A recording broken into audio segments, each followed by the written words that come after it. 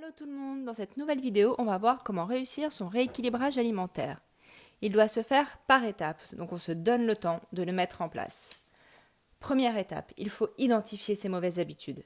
C'est hyper important de savoir ce qui ne va pas pour mettre en place les bonnes actions. Parfois, on ne se rend même pas compte des habitudes néfastes que nous avons.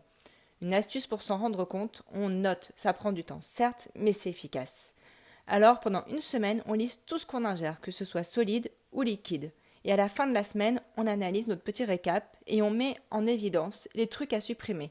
Genre grignotage, bonbons, gâteaux, sucreries, soda, jus, mais aussi tout ce qui va être trop gras et consommé en quantité trop importante, comme par exemple trop de charcuterie, de fromage, de plats à base de crème, de fast-food, de viande rouge en excès, on sait que c'est pas bon, des plats industriels. Et oui, dans les plats industriels, il y a énormément d'additifs et on ne le sait pas forcément, mais ces additifs nous empêchent souvent de perdre du poids. Une fois que l'on a tout listé, on trie en deux catégories. La première, les petits péchés qui vraiment sont durs à supprimer complètement. Par exemple, le petit carré de chocolat avec le café, le petit morceau de fromage du midi qu'on aime bien. C'est vraiment les écarts qu'on ne peut pas arrêter. Et en deuxième, les écarts que vraiment on peut arrêter. Genre si je bois du soda ou des jus toute la journée, voilà, je peux le remplacer par de l'eau. Ce sera réservé à des occasions un peu spéciales. Et donc c'est cette deuxième catégorie qu'on va essayer de supprimer. Ce qui nous amène à la deuxième étape, c'est introduire progressivement les bonnes habitudes. Donc je supprime ce que je peux et de l'autre côté, je rééquilibre. Je rééquilibre mes assiettes comme on l'a vu dans la vidéo précédente. L'assiette équilibrée, elle doit contenir un quart de protéines, viande, poisson, œufs, légumineuses, un quart de glucides avec des céréales complètes ou semi-complètes et la moitié de légumes. On peut aussi introduire par exemple un repas végétarien par semaine. Ça oblige à manger des légumineuses et des légumes.